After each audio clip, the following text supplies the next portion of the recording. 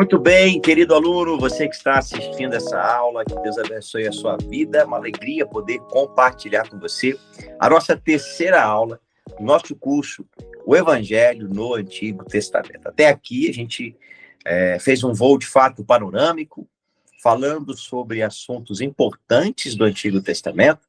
Falamos na aula 1 a respeito de como enxergar a Bíblia, né? Como enxergar a Escritura, através de uma grande metanarrativa, entendendo a Bíblia como uma única história, que se desenvolve progressivamente e é uma história de redenção. Falamos na segunda aula a respeito de como podemos montar, então, o quebra-cabeça, encaixando todos os personagens, quebramos alguns paradigmas, quebramos ali alguns obstáculos que poderiam nos atrapalhar de ler o texto sagrado, a geografia, falamos um pouquinho sobre essa questão da cronologia bíblica e foi muito produtiva a nossa aula de número 2 também. E nessa aula de número 3, nós falaremos sobre um assunto maravilhoso. Falaremos sobre algo que de fato vai mudar também a nossa mentalidade na forma da gente interpretar o Antigo Testamento e toda a Escritura. A aula de número 3 é Abra Seu Paraquedas. Todo mundo preparado aí, gente, para abrir os paraquedas? E vamos em frente. Muito bem. Até aqui, queridos, nós fizemos, de fato... Olha o efeito especial aí. Olha aí. Olha aí, André. Nosso rapaz, avião... de novo, replay. Rapaz, o nosso aviãozinho aqui, rapaz, vai longe, vai longe. Será que no final o cara que vai abrir o paraquedas vai sair daí de dentro? Será, André? Será? Meu Deus do céu, é muito milagre. Gente, até aqui, nós fizemos, de fato, um voo panorâmico. E por que eu gosto muito de ter essa interação com vocês, de ter interação com os meus alunos em sala de aula, e criei ali o grupo no WhatsApp, porque eu gosto de receber esse feedback de vocês, e através de uma resposta que eu dei a um aluno essa semana, eu pensei na dinâmica dessa aula. Porque, de fato, nós estamos fazendo um voo panorâmico até aqui. O que é um voo panorâmico? É um voo de cima, onde você consegue perceber a extensão do território, você consegue perceber um vislumbre da beleza do território. Imagine que nós estivéssemos aqui, queridos, sobrevoando uma ilha. Estamos em nosso avião, estamos sobrevoando uma ilha e conseguimos perceber, então, qual a extensão de água, qual a extensão de terra. Conseguimos perceber, através desse voo no nosso avião, se essa ilha possui uma vegetação mais densa ou uma vegetação mais rala, se possui animais em grande parte do território, se possuem terrenos rochosos ou não. Enfim, o voo panorâmico é muito importante, porque você consegue, de fato, ter uma visão mais ampla, ter uma visão de cima. E foi o que a gente fez até aqui. A gente falou sobre o Antigo Testamento de forma panorâmica. Eu expliquei para vocês a cronologia, expliquei para vocês as concepções literárias do texto, falei um pouquinho sobre como entender a Bíblia como uma única história, mas aí fica uma pergunta, Tiago, quando a gente vai começar a falar de fato sobre Gênesis, sobre Êxodo, sobre o Pentateuco, personagens do Antigo Testamento, de fato, quando? A partir, então, de agora. Mas o que precisa ficar claro, então, até aqui, é que fizemos, então, um voo. Estamos em um voo. E esse voo foi até aqui, então, o que nos deu essa grande visão panorâmica. Ok? Até aqui tudo bem, pessoal? Lembrando que qualquer coisa também eu posso editar o vídeo, tá, pessoal? Certo. Obrigado, Renato. Valeu. Olha aí, gente, nosso avião. Vocês lembram daquele? Olha o Lula indo. Olha o Lula vindo. Vocês lembram dessa? Gente, o nosso avião não para. Estamos sobrevoando, então, a nossa grande ilha, tá bom? E essa ilha que nós estamos sobrevoando, então, queridos, é chamada de Pentateuco. Passamos a sobrevoar, então, agora, uma ilha chamada Pentateuco, porém, o nosso GPS aponta... Quem está vendo aí o nosso GPS? O nosso GPS aponta para um local específico. E o local específico da qual vamos pousar é o início da ilha. O local específico onde vamos pousar se chama Gênesis. Estamos, então, em um voo panorâmico, nos aproximamos do início, né? Às vezes você pode perguntar assim, Tiago, qual é o melhor lugar para a gente começar a estudar a Bíblia? Nos Evangelhos? Nas Cartas Paulinas? Queridos, o melhor lugar para a gente começar a estudar o texto sagrado é, de fato, a partir do início, a partir do Pentateuco, a partir de Gênesis. O melhor lugar para a gente começar, então, a nossa jornada, entendendo o Antigo Testamento, de fato é o livro de Gênesis. E agora, depois que nós entendemos que temos um local para pousar, esse local se chama Pentateuco, e que nós vamos começar a explorar esse local através de um ponto no GPS chamado Gênesis, precisamos entender que existe uma certa distância entre o local onde você está, que te dá essa confortável vista panorâmica, e o local onde você quer pousar. Obviamente, existe, então, uma distância entre o local onde você está confortável e deste local você tem uma visão panorâmica incrível. Existe uma grande barreira, existe uma distância que você precisa percorrer para acessar, para pisar o local físico, para ver de perto as texturas, para ver de perto a coloração da ilha. Parafraseando aqui, já aplicando na nossa aula, você está vendo até agora o Antigo Testamento de uma forma panorâmica, mas a gente quer, de fato, dialogar com os personagens, dialogar com tudo que está acontecendo dentro do Antigo Testamento. Então, nós precisaremos de ferramentas. Serão ferramentas, então, para o pouso e ferramentas para a nossa jornada. Para que a gente possa, então, a partir de agora, iniciar essa jornada no Antigo Testamento através de Gênesis, você precisa de ferramentas para o pouso e de ferramentas para a sua jornada. Ok? Muito bem, queridos. Ferramentas que precisaremos para pousar e para caminhar. Para pousar, porque precisamos pousar de fato no local estabelecido. Precisamos pousar e ter um excelente pouso. Alguém pode se perder dentre a vista panorâmica e a vista física? Sim. Podemos ter problemas nesse pouso? Podemos. Existem obstáculos que precisamos transpor. O pouso não pode ser de qualquer jeito. Existem obstáculos que a gente precisa percorrer, e vou começar a falar disso a partir de agora. Olha aí, estamos nos aproximando então da nossa ilha.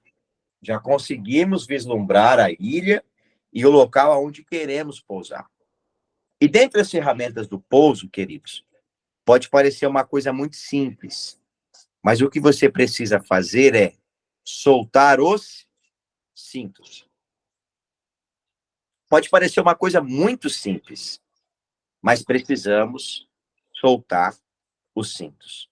Tiago, o que é soltar os cintos dentro do nosso estudo? Soltar os cintos é sair da nossa zona de conforto. Você pense nessa cena, você está no avião, você precisa pular para acessar a ilha. Existem algumas coisas que você precisa fazer. O André, por exemplo, já está vislumbrando o paraquedas, não é? Mas antes de tudo, você precisa soltar os cintos. Antes de tudo, você precisa decidir sair da sua zona de conforto. É muito confortável a vista panorâmica. Hein? Pegar o paraquedas, colocar paraquedas, instalar paraquedas, é muito trabalhoso.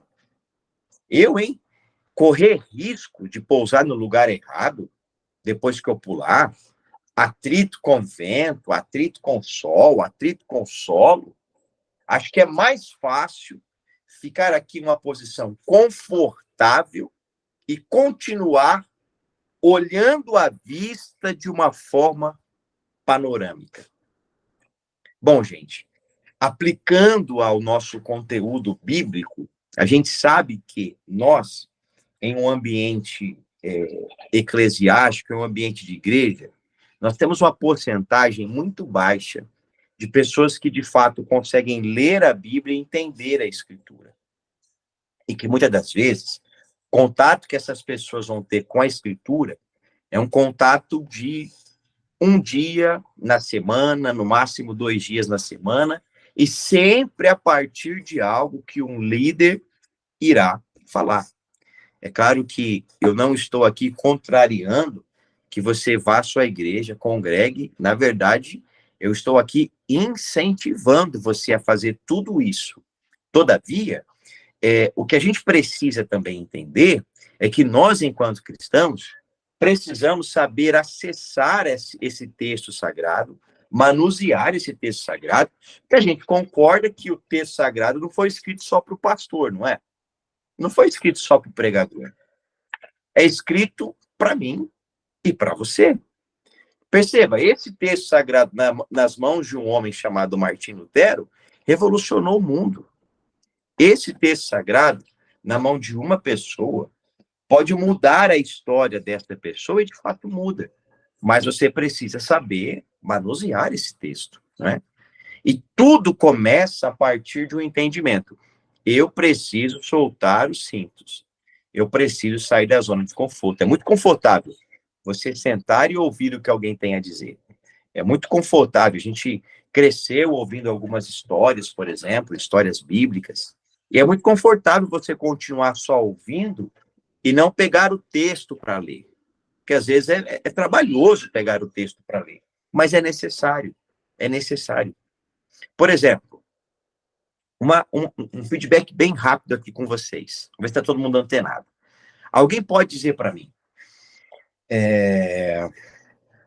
quantos eram os animais que Noé colocou na arca, queridos? Quantos casais de cada espécie? Vocês podem me dizer? Eu vou dar um chute. Uma coisa bem simples. Quantos animais de cada espécie? Vai lá. Eu posso estar errado, mas eu vou dar um chute. Porque eu tinha lido algo assim e eu entendi assim. São 7, não são? Será? Não sei. Mas eu li alguma coisa assim. Só um minuto. Mais alguém? Renato, Maiara? Pode mandar no chat, Maiara, não tem problema. Vou dar uma conferida aqui antes que eu fale heresia. Quantos animais de cada espécie? Não é aquela pegadinha, não. Moisés colocou na arca, é Noé. Vai lá, Renato. 7 pares de animais, tá?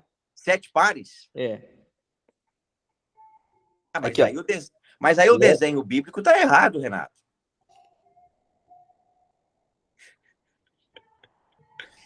E a musiquinha do Padre Marcelo Rossi? 7.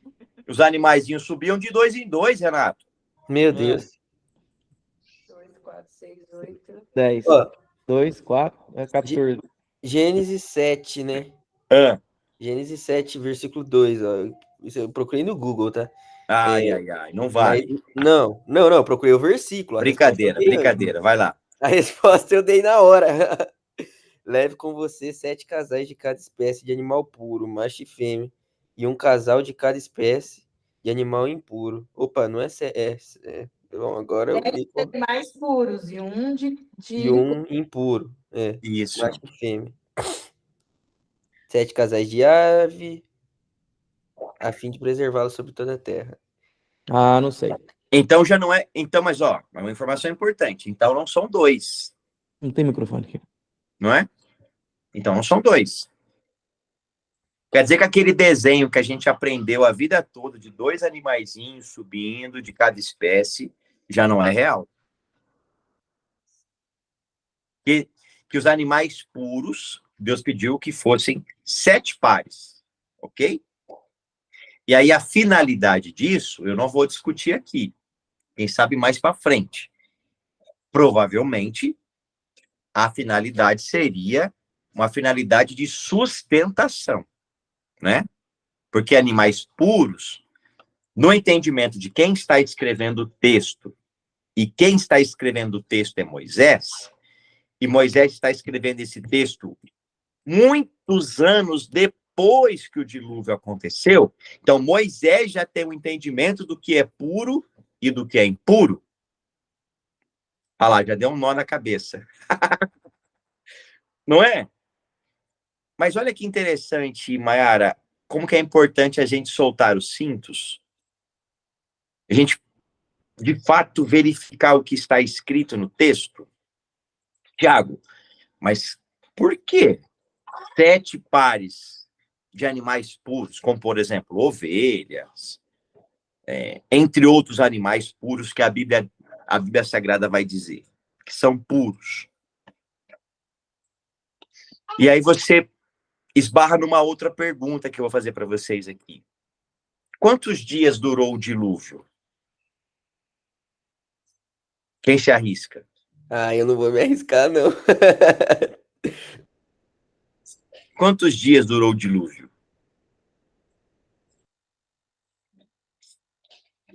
40 dias? Então, na minha cabeça vem 40, mas tá com uma cara de que está errado. Por isso que eu falei que eu não ia me arriscar. Gente, é que eu não tenho tempo de falar aqui, hein? Renato, Mayara, mais alguém aí? Fala, calma, Thiago, a gente está digerindo a informação dos 7 pares. Ainda vem essa do dilúvio, né?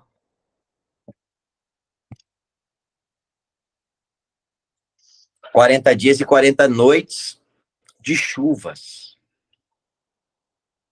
Choveram 40 dias e 40 noites. Gente, pasmem vocês. O período de dilúvio, o período que Noé ficou na arca, o período em que as águas estiveram sobre a terra, é de aproximadamente 1 ano. 1 ano. Você imagina esse povo 1 ano preso dentro da arca, Renato, André, Mayara? 1 ano. Não são só 40 dias, é 1 ano. Depois eu mando no grupo para vocês os versos, tudo bem certinho. A Meu gente Deus. entende que provavelmente, então, esses animais puros que foram colocados na arca foram animais que Deus colocou ali estrategicamente para que aquela população, que só era ali a família de Noé, não é? 8 pessoas, é isso? Pudesse se alimentar durante aquele período. Então, olha que interessante.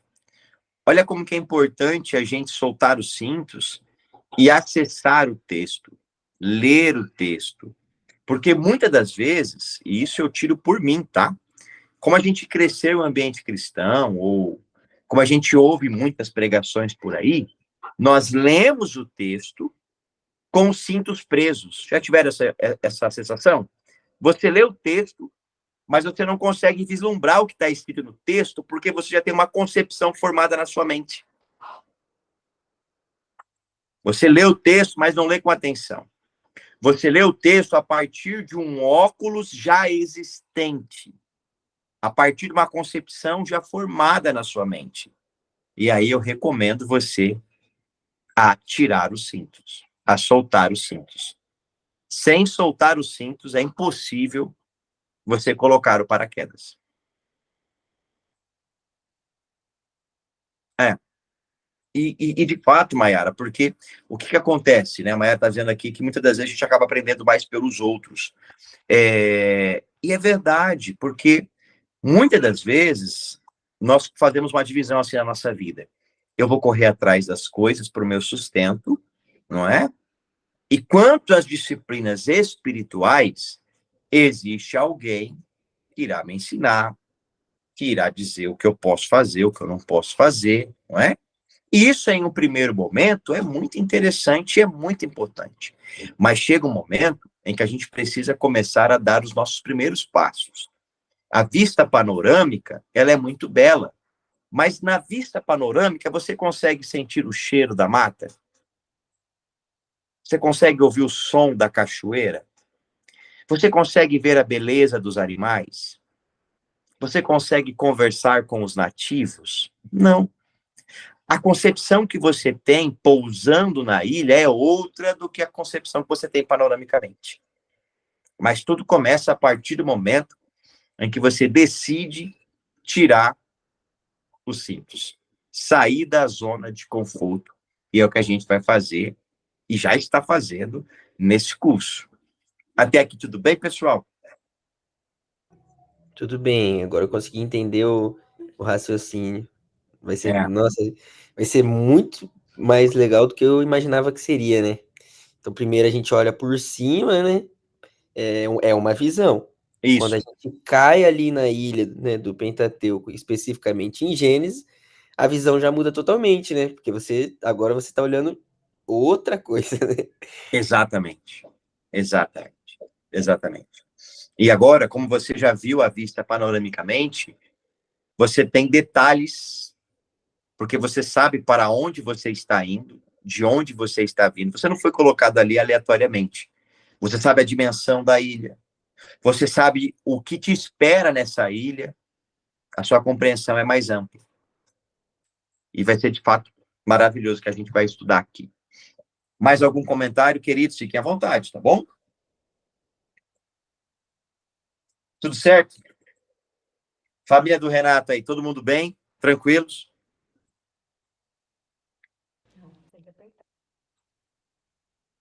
Vamos ter que parar de cantar a musiquinha do Padre Marcelo Rossi, mas tudo bem. Nunca mais vou cantar a música do padre. Não, os animaizinhos não subiam de 2 em 2. Mas tudo bem, vamos lá. Bom, gente, primeiro passo, soltar os cintos, ok? Segundo passo, nosso avião está se aproximando. Ele está se aproximando, você já soltou os cintos, agora você precisa... Olha lá, André. Ah, não acredito, Olha velho. lá. Isso, olha lá. Esse aí é você, ó. Esses são vocês. Parabéns. Soltaram os cintos, Rapaz, agora vamos pular de paraquedas. Como diz a Ana Paula Valadão, eu vou viajar de avião. E vamos soltar os cintos e vamos pular de paraquedas, queridos. E aqui é muito interessante, você precisa abrir o seu paraquedas. E o que é abrir o que é abrir o paraquedas? É usar teologia bíblica a seu favor. Use a teologia bíblica. É preciso saber manusear o paraquedas para você pousar no lugar certo. Você precisa ter o paraquedas para que você possa fazer um pouso com facilidade. E é o paraquedas que te tira. Deixa eu pegar aqui meu mouse. É o paraquedas que te tira, então, do avião em segurança e faz você pousar no local desejado. É o paraquedas. Esse objeto que te leva em segurança do avião até o local desejado. E aí eu pergunto para vocês, o que é então a teologia bíblica? Tiago, você está afirmando para nós que a teologia bíblica seria então esse paraquedas. Isso. O que é então a teologia bíblica? E para responder a vocês, o que é a teologia bíblica? Eu preciso dizer para vocês quais são as 4 áreas da teologia.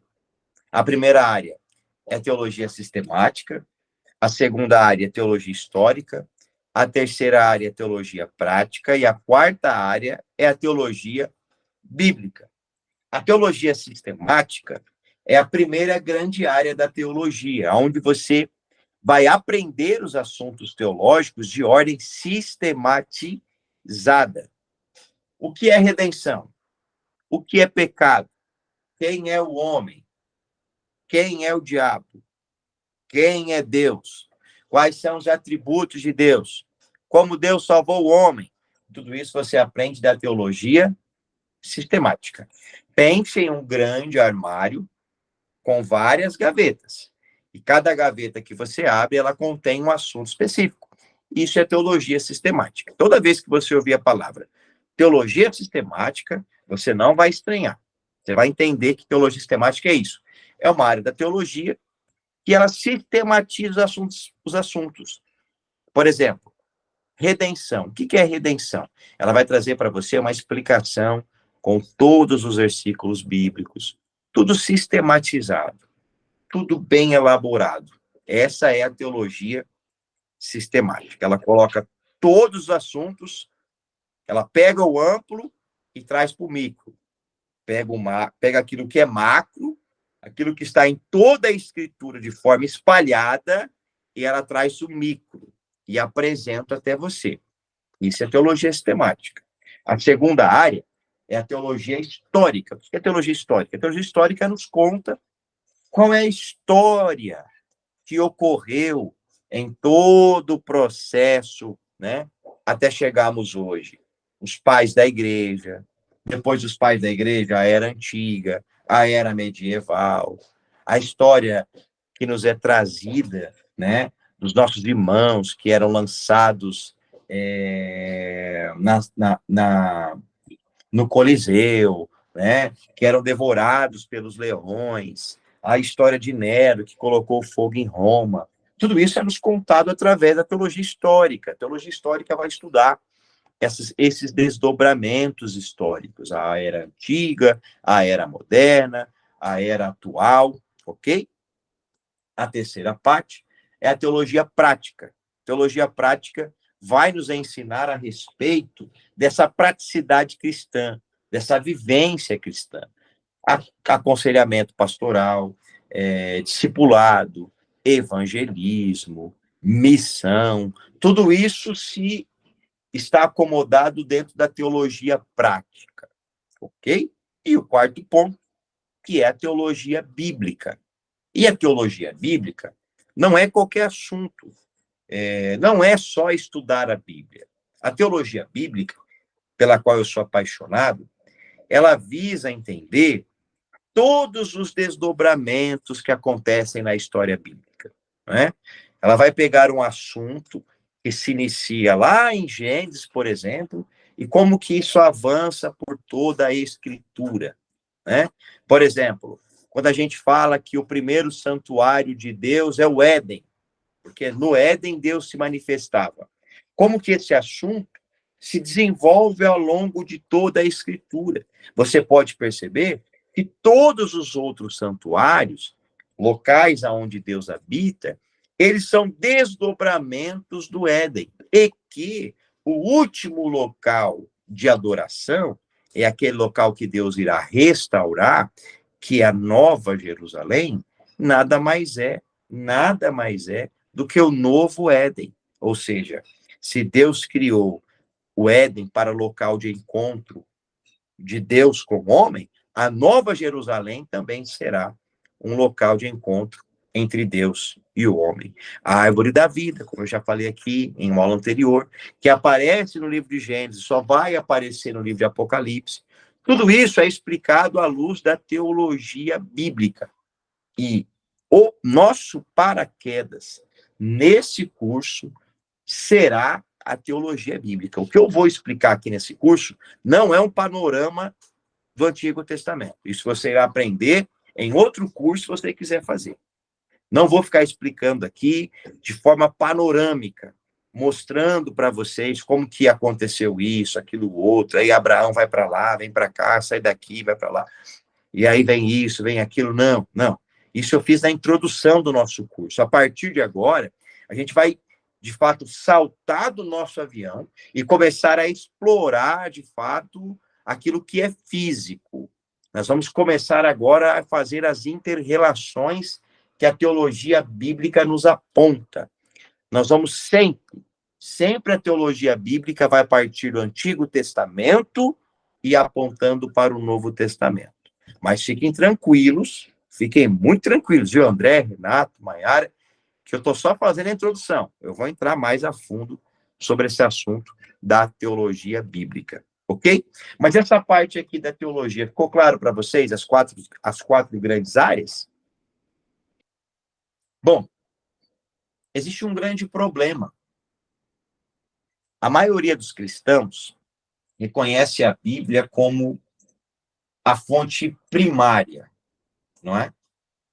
A Bíblia é uma fonte primária do nosso conhecimento e da verdade. Mas aqui eu quero conversar com vocês nessa parte da aula. Se a Bíblia é a fonte primária dos cristãos, como que então existem várias visões ou visões diferentes e até opostas sobre alguns assuntos importantes para nós? Se é o mesmo livro, Bíblia Sagrada, por que o Testemunha de Jeová pensa diferente de nós? Por que os adventistas pensam em algumas coisas diferentes de nós? Cara, eu não sei. Eu acho que, sei lá, eu acho que pessoas têm muitos pontos de vista diferentes, né? Tipo assim, isso é um fato, né? Mas eu acho que isso é, sei lá, eu não sei explicar o porquê, mas é uma dúvida que eu também sempre carrego comigo, né? A Bíblia é uma só e acaba sendo criado, né, várias vertentes e algumas até que vai para um ponto é, herege, não sei se eu posso dizer assim, né? Sim, sim. Se você olhar, por exemplo, sobre a questão de salvação, calvinistas e arminianos partem do mesmo texto. Há algumas pessoas que leem esse texto e que acreditam que os dons espirituais cessaram. Profecias, dom da revelação, batismo com o Espírito Santo, que isso cessou. Outros, e eu sou um destes, creem veementemente que os dons espirituais duram até hoje. Por quê? E isso é baseado tudo na mesma palavra, né? Na mesma palavra, no Tem a mesmo questão texto. dos os pré-tribulacionistas também, meso, pós, que a gente também fica, né, com essas dúvidas aí. E é tudo a mesma Bíblia, né? Não são Bíblias diferentes, né?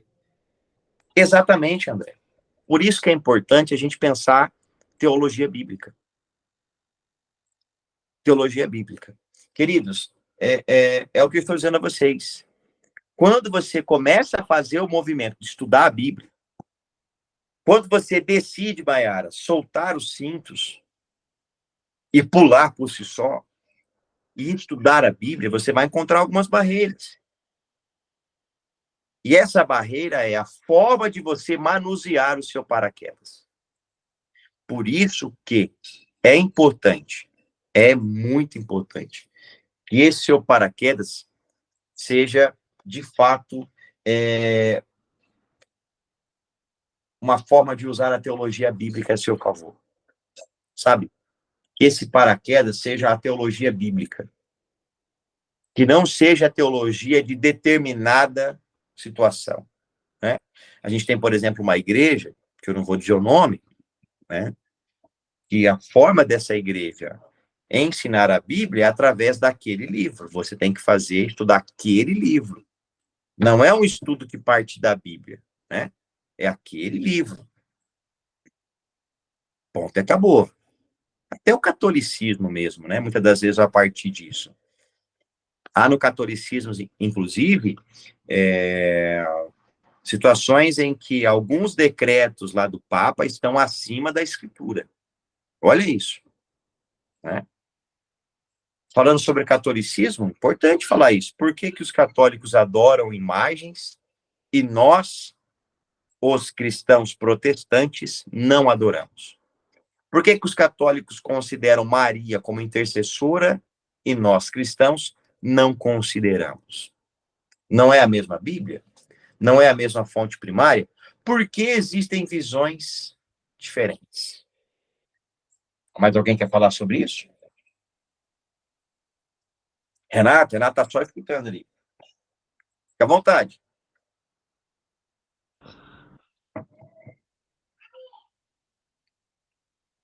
A Maiara falou aqui, deixa eu ver. A Maiara falou, deixa eu ver se seria. Seria que se Deus se revela, talvez, né? Deus se revela diferente para cada pessoa. Mas aí a gente tem uma questão interessante aqui, Maiara. Tudo que Deus revelou, ele revelou na Escritura. Então a Escritura ela é completa no sentido de que é aquilo que Deus mostrou ao ser humano através do texto sagrado é suficiente para que o homem, para que a mulher compreenda quem Deus é. Então, se eu quero conhecer quem Deus é, basta eu ler o texto sagrado. E o que nós estamos dizendo aqui é que a partir do mesmo texto sagrado, pessoas podem ter visões e opiniões diferentes, né? Se você abrir a sua Bíblia, quem está com a Bíblia fácil aí? A minha Almeidinha tá sempre fácil. Salmo de número 137, verso 9. Renato, olha aí uma dica que o salmista está dando para você sobre criação de filhos.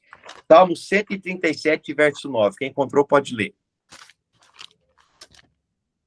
Salmo 137 é no novo, né?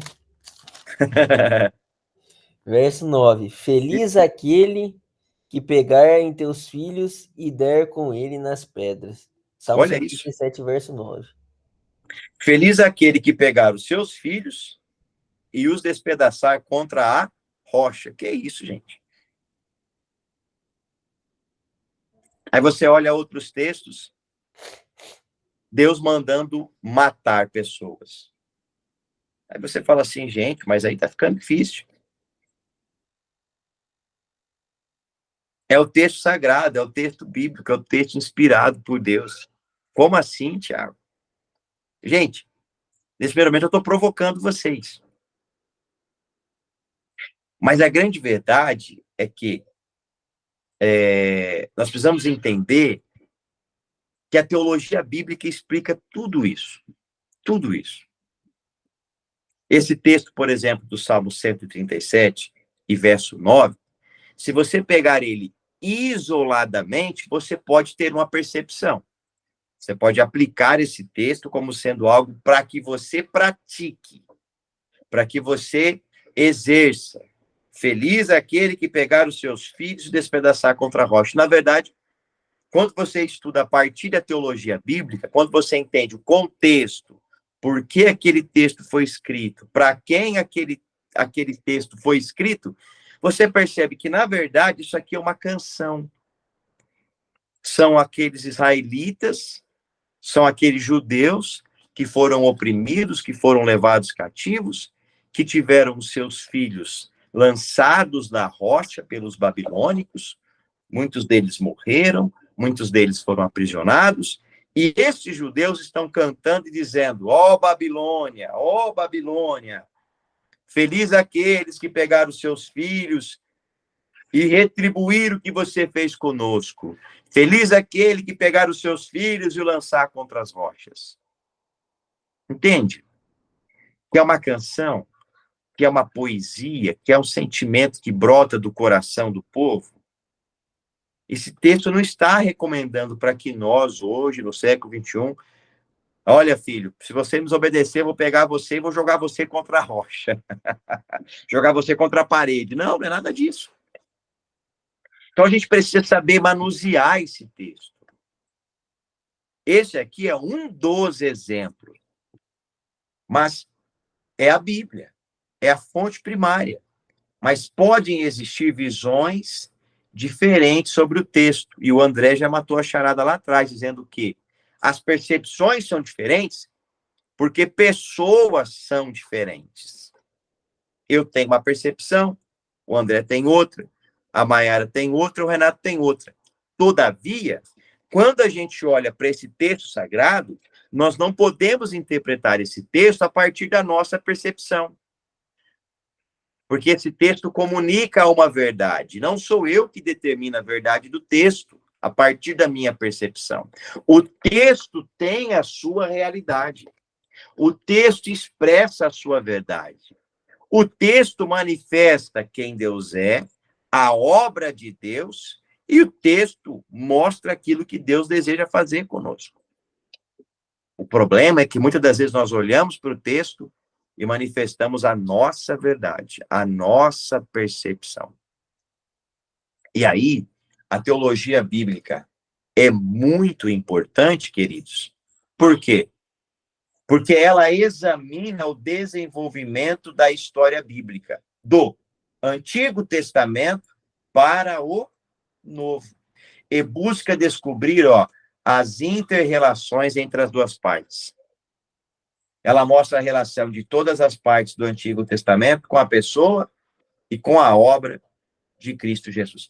É por isso que eu amo a teologia bíblica. Ela, de fato, faz esse examinar do texto sagrado, do Antigo Testamento para o Novo, constrói as inter-relações entre as duas partes queridos, ela manifesta aí a revelação de todas as partes do Antigo Testamento com a pessoa, com a obra de Cristo e também conosco. Isso é maravilhoso. Porque, por exemplo, vamos lá, gente, interagem aí comigo, tá? Porque, por exemplo, que os nossos queridos irmãos adventistas guardam o sábado, não comem a carne de porco. Por quê? Porque eles estão presos aonde? No Antigo Testamento. E não fizeram a inter-relação com o Novo Testamento.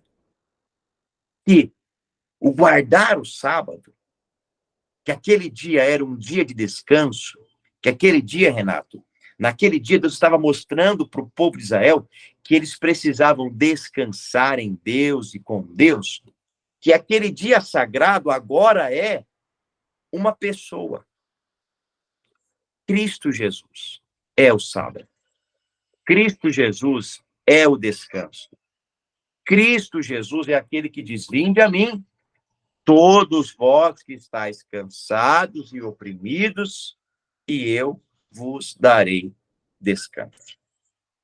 E que, apesar de Jesus ser judeu, apesar dos discípulos serem judeus, para nós gentios, a guarda do sábado não é uma obrigação, nem tampouco um ato que nos leva à redenção. Jamais. Jamais. Nós não podemos julgar os nossos irmãos adventistas porque eles guardam o sábado. Todavia, é um fardo, né? É algo que eles fazem e não precisariam fazer. Não é pecado guardar o sábado. Não é pecado. Pecado é quando você começa a olhar para o sábado e apontar para as pessoas dizendo assim, ó, se você não guardar o sábado, você vai para o inferno. Se você não guardar o sábado, você vai ser salvo. Entende? No Novo Testamento, o sábado, ele é um dia sagrado, e o descanso não está em um dia, está em Cristo Jesus. É por isso que Jesus curou no sábado. É por isso que Jesus fez milagres no sábado. Repreendeu pessoas que estavam ali criticando Jesus porque os discípulos colheram espigas no sábado.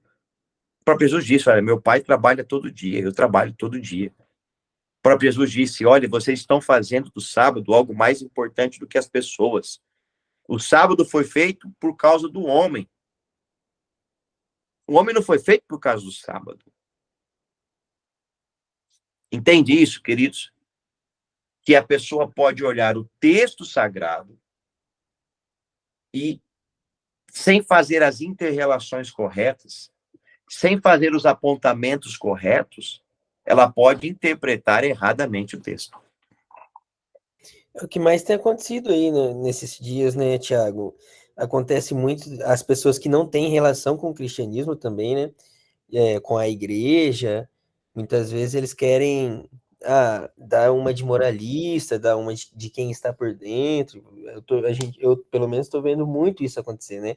Artistas famosos, e aí eles caem na besteira de falar alguma coisa, usando até textos bíblicos, mas sem entender esse que é o contexto, né? Que é a inter-relação do Antigo com o Novo Testamento, as histórias, como que funcionava, né? A cultura da época. E isso é assim, é até um pouco vergonhoso, porque nós mesmo, cristãos, a gente não conhece isso, né? Eu mesmo falo por mim, muita parte da cultura ali da época, do contexto, da época de determinado texto, eu não vou saber, entendeu? E eu acho que é por isso que nós estamos aqui, né? Para conseguir essa mudança, conseguir entender tudo isso, né? Porque não faria sentido se fosse só o Novo Testamento que valesse, a nossa Bíblia não tinha os dois, né? Exatamente. Eu acredito que ela tenha o Antigo e o Novo Testamento, não para a gente dizer assim, não, mas isso era no tempo da lei. A graça agora é outra. Não, eu acho que é para mostrar a verdade dos dois, né? Igual, eu acho que foi na aula passada que a gente falou, né, que tanto no Antigo quanto no Novo Testamento a gente vê, é claro, esse é o tema do curso, mas a gente falou mais isso na aula passada, depois que a gente passou ali dos livros, Uhum. falando sobre os personagens, lembra? A geografia bíblica, e a gente acabou falando que Cristo, a figura de Cristo, ela já está presente nos dois, né? Sim, Então, sim, tudo isso daí é coisa que quando a gente ouve daí o cara falando assim, não, Jesus andava com prostitutas, entendeu? Aí você não sabendo, você não entendendo isso, você vai falar, você vai ficar quieto porque, o cara sabe mais que eu. E são coisas que era pra gente pegar a causa para nós, né? E mostrarmos para essas pessoas, né? sim, Então, eu acredito que isso daí vai abrir muito ainda a nossa mente e eu tô animado, cara. com certeza. E a gente vive um mundo onde, se alguém tiver um microfone, uma boa imposição de voz e falar algo com certeza, com convicção daquilo que está falando, isso causa uma dúvida ou um desconforto na gente. Ou até mesmo uma própria certeza, né? A gente para de acreditar naquilo que a gente ouviu a vida toda e. Sim, exatamente. Então, gente, percebem a importância de nós usarmos os paraquedas, da gente permitir que seja a teologia bíblica que nos tire do avião e que faça com que a gente pouse em segurança. Você pode olhar para o texto de Abraão, por exemplo, que eu já ouvi isso, e o pregador falando assim, porque Deus chamou Abraão para fora da tenda e mandou Abraão contar as estrelas. Conta, Abraão, 1, 2, 3, 4, 5, 6. Porque Deus queria que Abraão ficasse olhando para a cabeça para cima, porque não quer que ninguém fique com a cabeça baixa, papapá, papapá. Aí você vai olhar o texto não fala nada disso.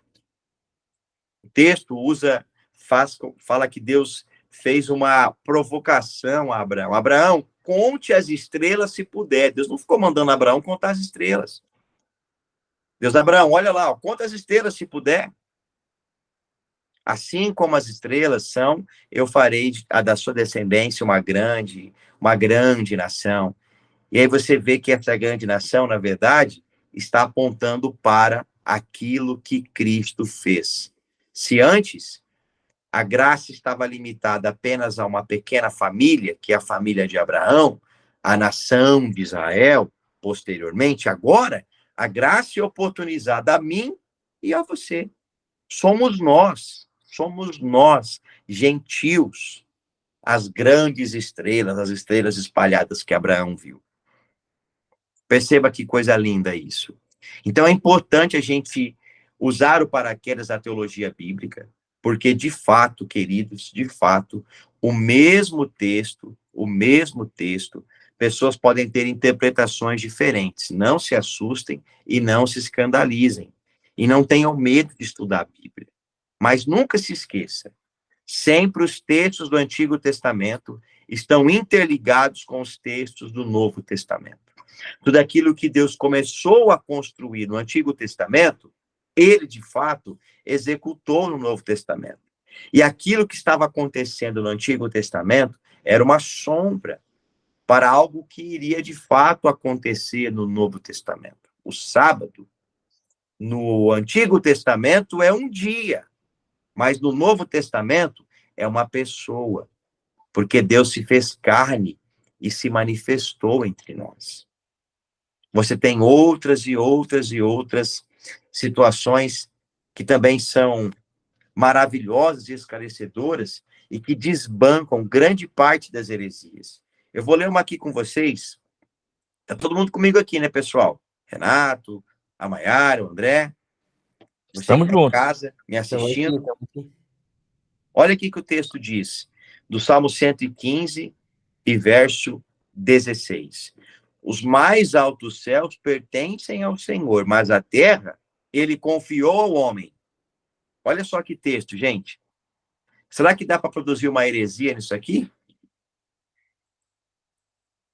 Dizendo que você tem que tomar posse daquilo que é seu, que você nasceu para vencer, que você não pode dar errado, que dor, sofrimento não podem fazer parte da sua vida, porque Deus deu a terra para você. O que vocês acham? Dá para falar bastante coisa, né? Não é? Você liga nos coaches por aí, da nossa geração, grande parte deles estão baseando as suas teorias a partir de textos como esse. Todavia, quando você olha o Salmo completo, o Salmo de 115, Você vê o verso 9 e o verso 10. Estou aqui no Salmo 115, verso 9 e verso 10. Quem estiver acompanhando aí, por gentileza, pegue a sua Bíblia também. Confie no Senhor, ó Israel. Ele é o seu socorro e o seu escudo. Confie no Senhor, sacerdotes. Ele é o seu socorro e o seu escudo. Vejam que Deus está chamando Israel de sacerdotes. Sacerdotes. Qual que é o ofício do sacerdote? Servir a Deus. Servir ao Senhor. Isso é tão maravilhoso porque não é que Deus está dando a terra para o homem para que o homem viva de forma vaidosa, para que o homem governe sobre a terra vaidosamente, buscando benefícios para si. Não. O texto está dizendo que a terra ele confiou ao homem para que o homem seja um sacerdote nessa terra, para que o homem e a mulher manifeste a glória de Deus por toda a terra. Isso é totalmente diferente. Isso tira o meu olhar no meu próprio ego e faz com que eu passe a olhar para Deus. Faz com que eu passe a contemplar a Deus, a viver para Deus. Se trabalho, trabalho para a glória de Deus. Se vou comer, se vou beber, como diz o apóstolo Paulo, quer comais, quer bebais. Façais tudo para a glória de Deus. Então, queridos, é muito importante a gente olhar para isso. É muito importante a gente fazer o pouso correto. Porque o Antigo Testamento, se mal interpretado, pode ser usado para heresias. Se mal interpretado, pode sim fazer com que você seja levado a não pousar na ilha, a pousar em um outro local, no mundo de fantasias, no mundo do faz de conta, no mundo de, como diz o Rodrigo Bibo, no mundo da Xuxa. O mundo da Xuxa é aquele assim, tudo que eu quiser, o cara lá de cima vai me dar. Não é assim que a Xuxa cantava? Tudo que eu quiser, o cara lá de cima vai me dar. Esse é o mundo da Xuxa. Na verdade, o evangelho não é isso. Deus vai te dar aquilo que ele quer te dar, para que você experimente qual seja a boa, a perfeita e agradável vontade de Deus. Ele vai te abençoar da forma correta, a fim de que você seja salvo, a fim de que você seja liberto. E muitas das vezes, nesse cenário, pode ser que você tenha que passar por dificuldades, por provações, por privações, pode ser que você tenha que chorar, pode ser que você tenha que sofrer algumas adversidades.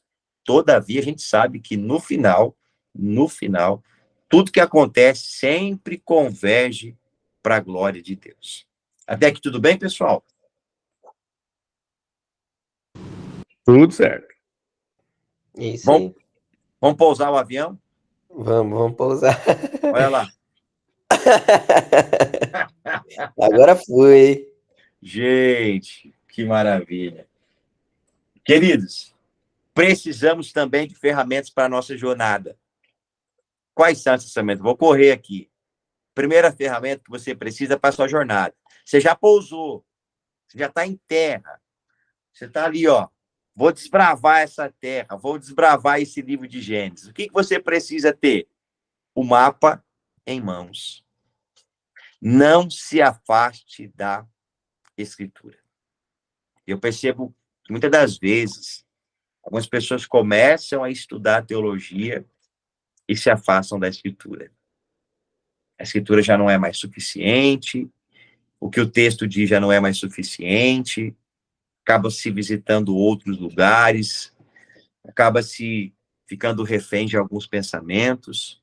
Todavia, queridos, nessa jornada que a gente vai fazer, nós não vamos nos afastar da Escritura. A Escritura é o nosso mapa. É a Escritura que vai nos conduzir. É o que o texto está dizendo. Não é baseado em suposições, não é? Não é baseado em argumentos filosóficos. Não. É a Escritura. É o que está escrito. Ah, Tiago, mas se supõe... Não. O que o texto diz. Eu lembro que o professor meu um professor dizia, inclusive ele era um professor de Antigo Testamento, ele dizia assim, nunca afirme com certeza aquilo que a Bíblia não diz com clareza. O que a Bíblia diz com clareza? Isso você pode afirmar com certeza, com muita certeza. Mas aquilo que a Bíblia não diz com clareza, isso não afirma. Não afirma você com certeza. Ah, Tiago, mas entre o verso 1 de Gênesis 1 e o verso 2 existem milhares de anos. Nunca afirme com certeza aquilo que a Bíblia não diz com clareza. Entende? A gente, nesse estudo aqui, não vai se afastar da Escritura. Eu já recebi perguntas, por exemplo, em sala de aula. Tiago, quem que é a mulher de Caim? Querido, se a Bíblia não disse quem é a mulher de Caim, o que aconteceu, se Deus criou outras pessoas, se a Bíblia não diz, é porque, de fato, Deus não quis revelar, ou como a gente vai estudar daqui a pouquinho, mais para frente, ainda nessa aula, não era a finalidade de Moisés escrever sobre isso. Então, a gente precisa ter fé para crer que, de uma forma ou outra, Deus proveu. Deus continuou no seu propósito de espalhar a humanidade por toda a terra. Nós não podemos perder isso. Não podemos viver uma vida de suposições, de argumentos filosóficos, não é? Precisamos não se afastar da Escritura. Ainda essa semana eu vi um vídeo que o pastor da igreja me mostrou, o pastor Lucas Fiore, de um teólogo, pseudo-teólogo, falso teólogo, dizendo que Jesus, olha isso, gente, Jesus, e o argumento assim, com muita convicção, ele dizia que Jesus era um revolucionário que viveu em Cafarnaum, porque lá em Cafarnaum se achou muitas escavações de crianças que foram violentadas. Olha isso. E Jesus foi um sobrevivente que sobreviveu àquela triste Cafarnaum, mas que Jesus viu muita gente morrer, que Jesus viu mulheres sendo estupradas, provavelmente alguma tia, provavelmente alguém próximo da família, que Jesus, por ver todo esse cenário que Roma causou ali na Judéia, ali em Cafarnaum, Jesus se revoltou e virou o que virou. Olha isso. Olha isso. E aí você vê aquilo, você fala, poxa vida, que convicção, né? A pessoa fala com tanta convicção. E às vezes esses argumentos aí vão pairando na nossa cabeça. Queridos, em nome de Jesus, tenha o mapa nas suas mãos. Não se afaste da Escritura. Oi? Nem no mundo da Xuxa isso aí não vai. Não, isso aí superou a teologia da Xuxa. Mas vamos lá, gente, seguindo aqui, até que tudo bem, não é? Tranquilo. Além de ter o mapa em mãos, porque o mapa é importante porque ele te mostra para onde você deve ir, quais são os nortes. O mapa é extremamente importante. Você precisa seguir as diretrizes do mapa. Mas não basta ter o mapa, você tem que ter o quê? A bússola. Existem pessoas que até têm o mapa na mão, mas ele não usa a bússola. Ele não sabe para onde está indo. E quem não sabe para onde vai, qualquer lugar serve. Ok? Se alguém está dizendo que é para ir para lá, eu vou para lá. Se alguém está dizendo que é para ir para cá, eu vou para cá. Queridos, olhe sempre a bússola. Não se afaste da ortodoxia. Isso aqui é muito importante. É muito importante. Tiago, o que é a ortodoxia? Ortodoxia é essa nossa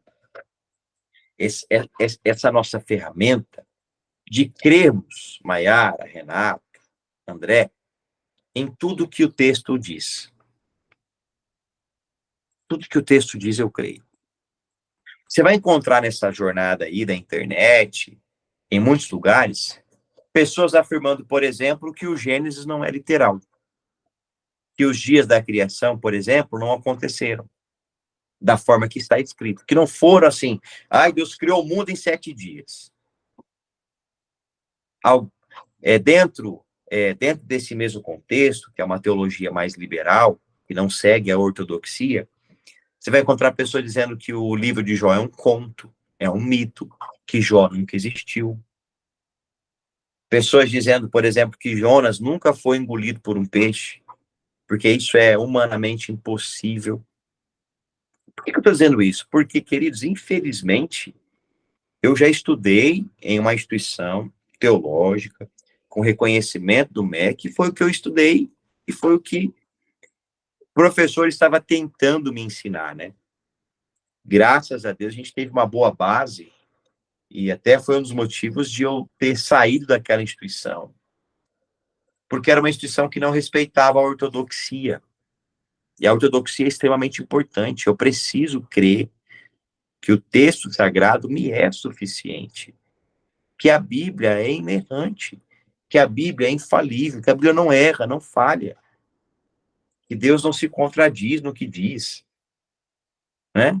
Longe da ortodoxia, alguém vai dizer assim: olha, o milagre da multiplicação dos pães e peixes não foi o milagre da multiplicação como vocês pensam. Na verdade, a criancinha apresentou 5 pães e 2 peixinhos, e aquilo, olha que coisa linda, aquilo constrangeu a multidão, e a multidão que guardava os seus pães e peixes, então, foram movidos a repartir o pão e os peixes. Esse é o maior milagre.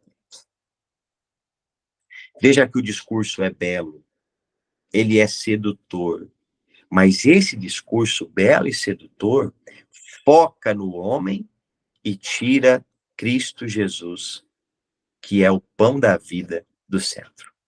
Até porque é nesse mesmo texto que Jesus se utiliza daquela multiplicação de pães e peixes para dizer: eu sou o pão da vida. Os pais de vocês se alimentaram do maná que cai no deserto. Eu dou a vocês esse pão físico. Mas se vocês querem viver eternamente, eu sou o pão da vida. E isso é muito importante, queridos. É por isso que, infelizmente, em muitos lugares, teologia virou sinônimo de algo que esfria o cristão, que afasta o cristão da espiritualidade.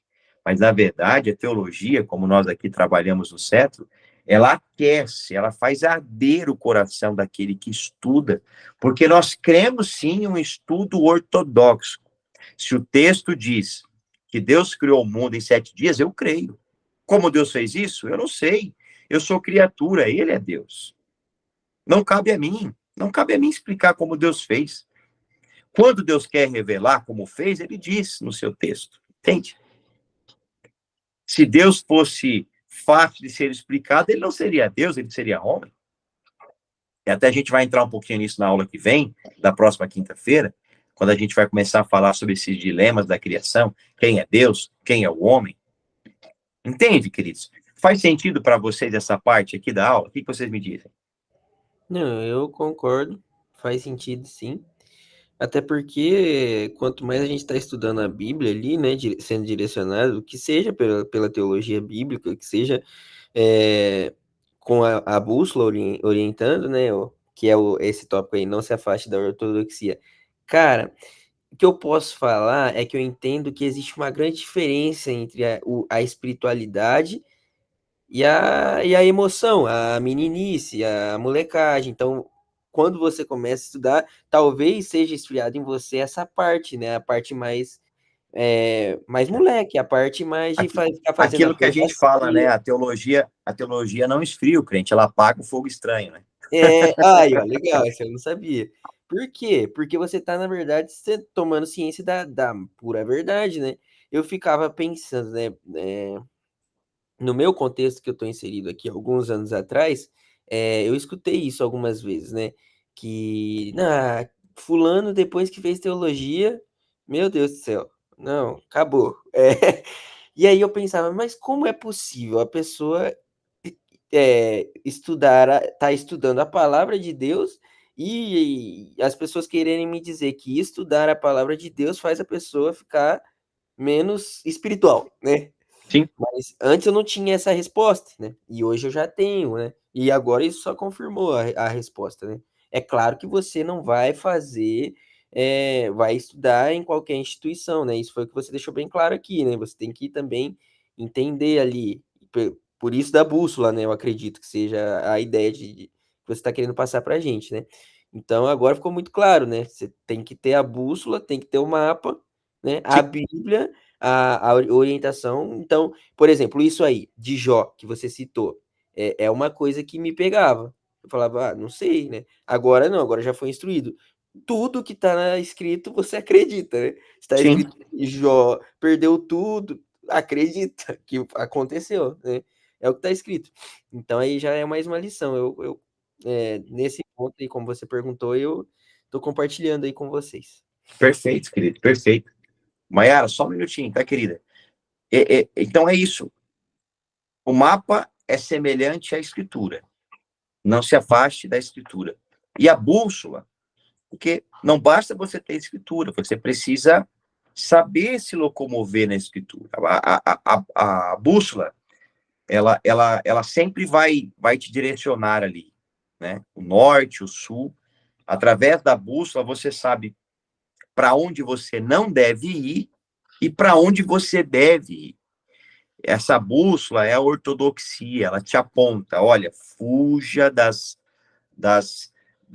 daquelas teologias perigosas, fuja das conversas perigosas, esteja sempre atento e sempre fixo no alvo, na ortodoxia, sempre ouvindo a voz de Deus. A gente vai entrar mais sobre isso, André, Renato, Maiara, na próxima aula.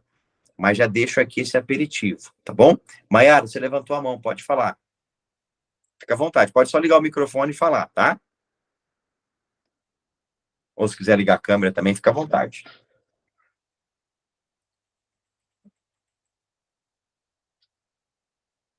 Eu acho que é mais. Tá me ouvindo? Oi? Estou Tá me ouvindo, ouvindo? Maiara. Sim.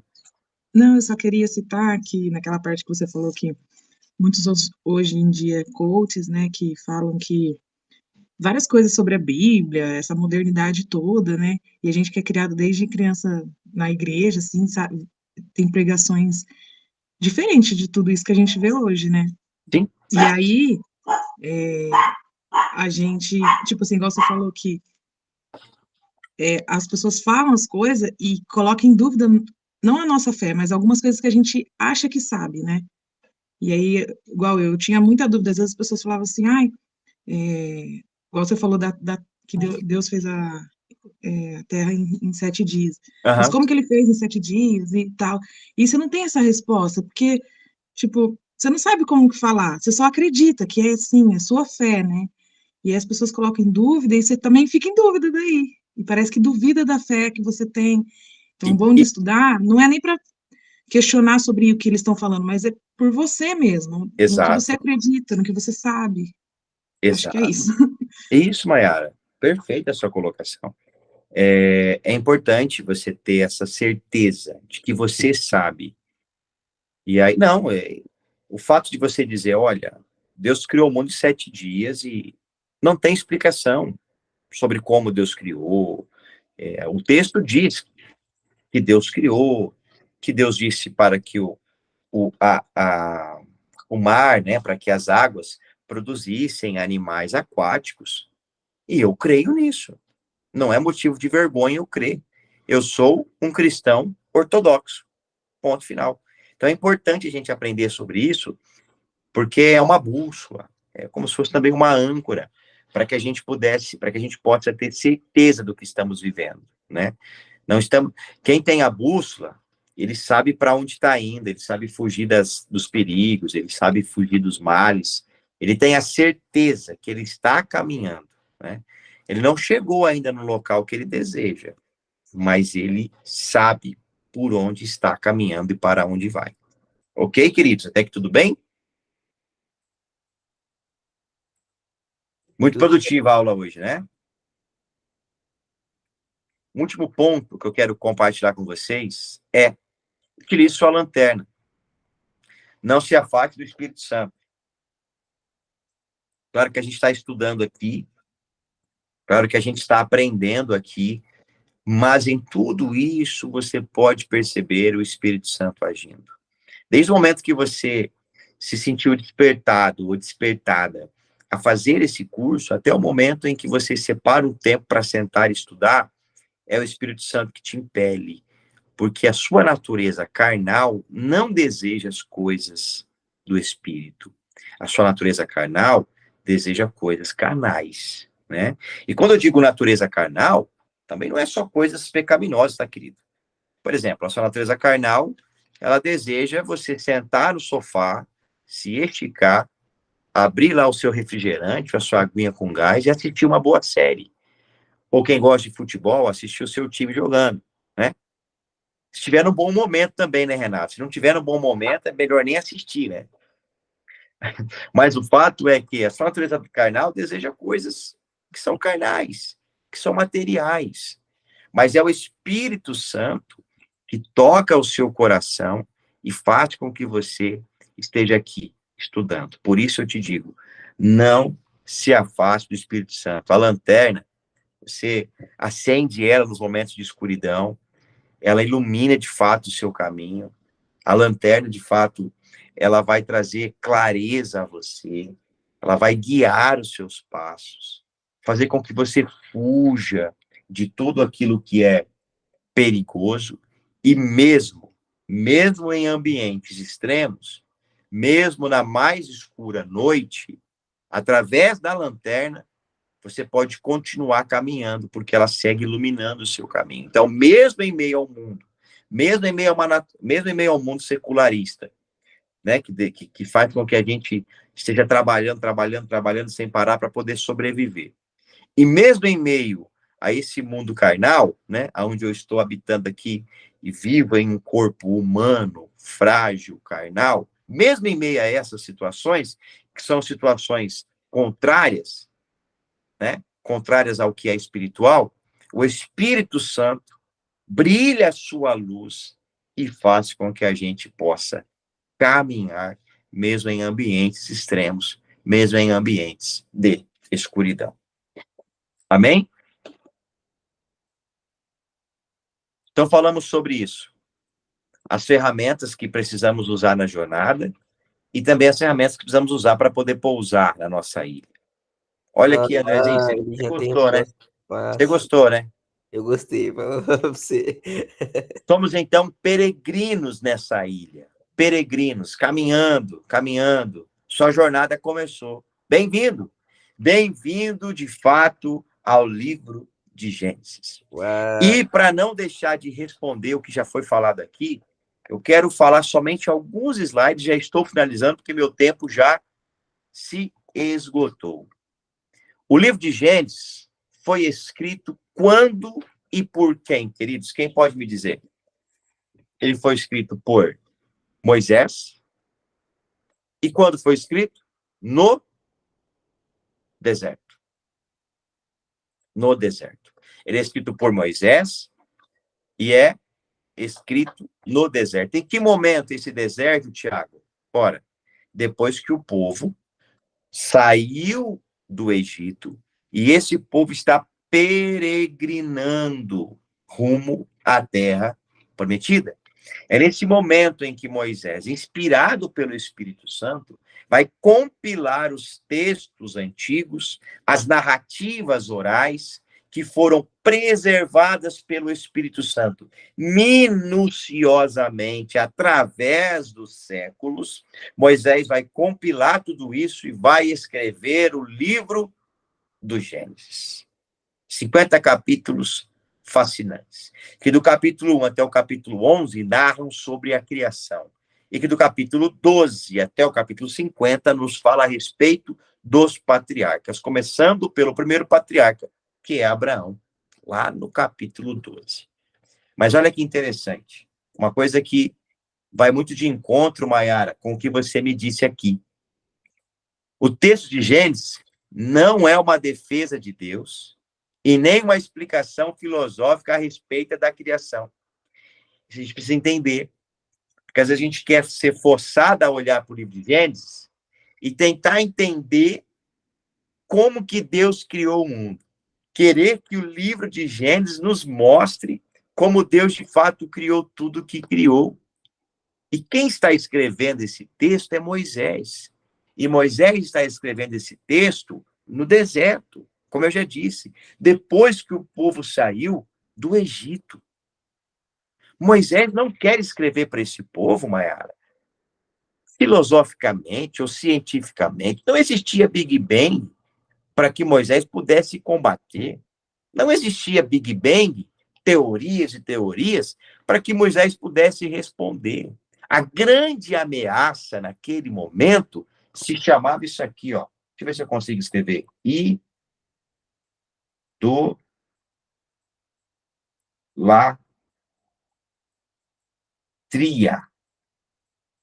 A idolatria que existia no coração do povo que Deus estava tirando do Egito.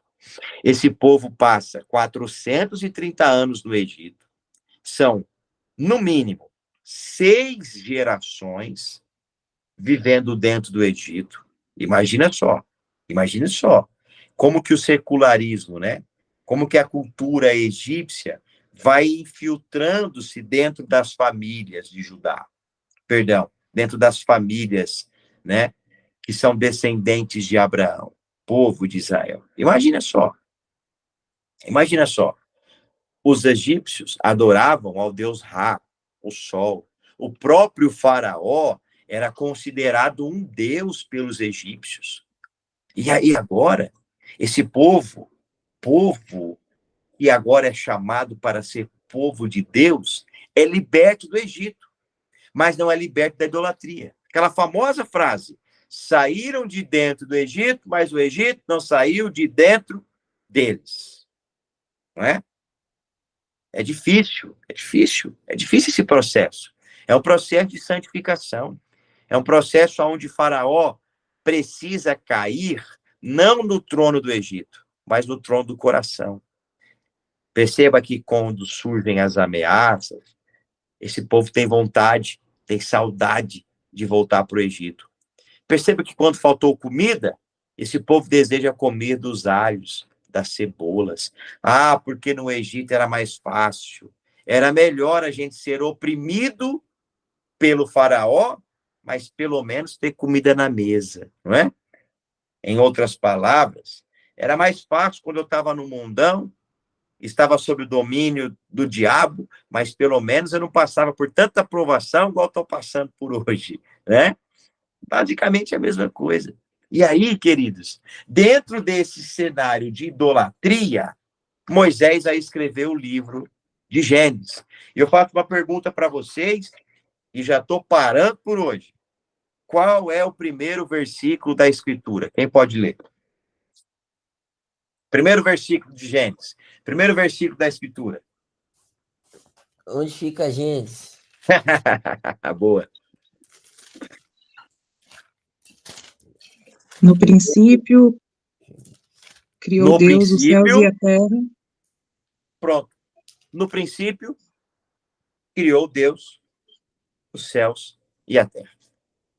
Isso é uma resposta à idolatria do povo, Maiara. Não foi Ra que criou os céus e a terra. Não foi Faraó. Não foi o Deus Sol. No princípio, quem criou a terra foi Deus. Quem organizou tudo? Deus. Quem é digno de adoração, então, pelo povo? Deus. Não é uma resposta filosófica.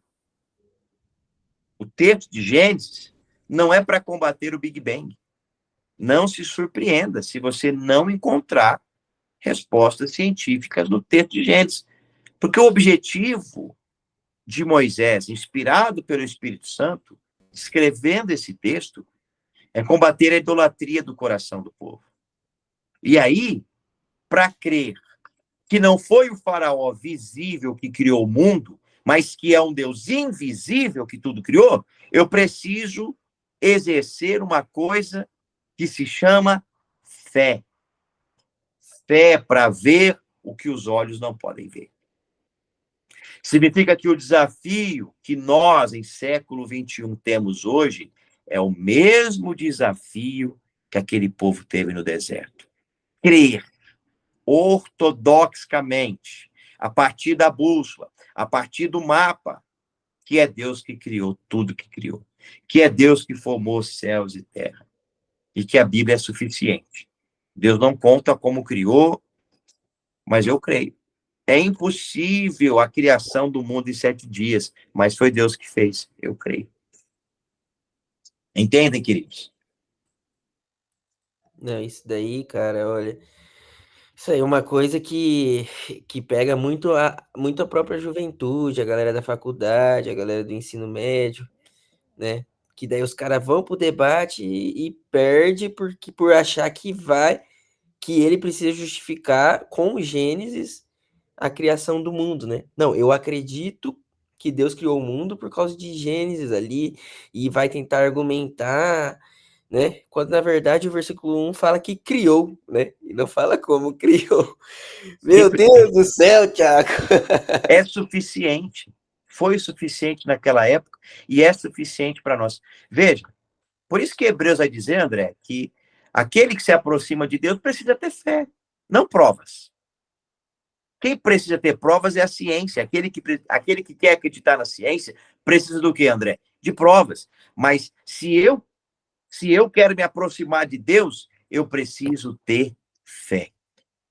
Eu preciso ter fé. Gente, isso aqui é uma aula, mas você vai percebendo que ela já vai ficando espiritual, já vai dando vontade de pregar. Pode falar, Mayara. É que, na verdade, quem tem que ter dúvidas e quem tem que ir atrás de respostas são eles, né? Não nós. Sim. É verdade. É verdade. Nós cremos, nós sabemos, temos certeza disso. Assim como Deus fará novos céus e nova terra, e está escrito no Apocalipse, eu já falei para vocês aqui, que Gênesis 1, 2 e 3 aponta para Apocalipse 22, 21 e 20. Então, é isso. No princípio, Deus criou os céus e a terra, Ele criou, eu preciso crer. Eu preciso crer. Eu já estou acabando, esse é o último slide. No verso 26, você vai perceber essa expressão, e Deus disse, ou e disse Deus. E essa expressão, e disse Deus, ela vai aparecer simplesmente, gente, 11 vezes no capítulo 1. E isso não é normal. Isso não é normal. Significa que existe aqui um ressalto divino. Deus quer transmitir algo. Deus está querendo mostrar algo. E disse Deus, e disse Deus, e disse Deus. Tudo que Deus cria a partir da sua palavra, palavra, palavra, palavra. Sempre que Deus fala, Deus cria. Porque o foco aqui, no Gênesis 1, não é mostrar o que foi criado. Isso é muito bonito. Muito bonito. Muito bonito. Ai, Deus criou os animais. Ah, Deus criou, Deus criou, Deus criou, Deus criou as plantas, Deus criou. Mas o foco não é mostrar o que foi criado, e sim o como foi criado. E como Deus criou tudo o que criou? Através da sua palavra. Diferentemente dos deuses egípcios, o Deus do povo hebreu fala. Diferentemente do Deus Ra, do Deus Sol, tem mãos, mas não fazem, tem boca, mas não fala. O Deus de Abraão, de Isaac e de Jacó se comunica, é acessível, se amolda, se manifesta. O nosso Deus é um Deus que fala.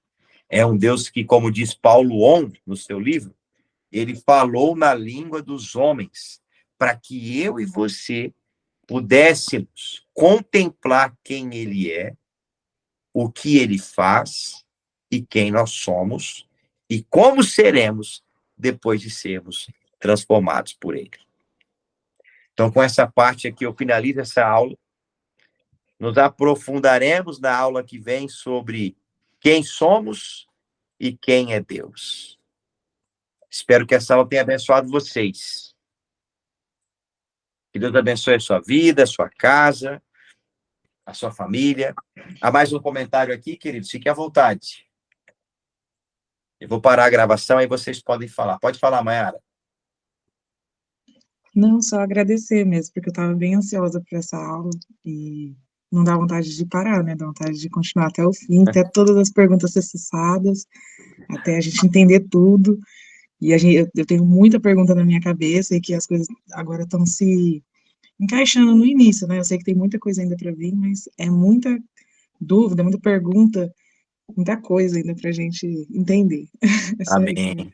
Amém, obrigado. E anote as dúvidas aí para a gente poder discutir em sala de aula, tá bom? Renato, Hein, Thiago, querido? se fosse uma série agora, podia passar para o próximo capítulo, né?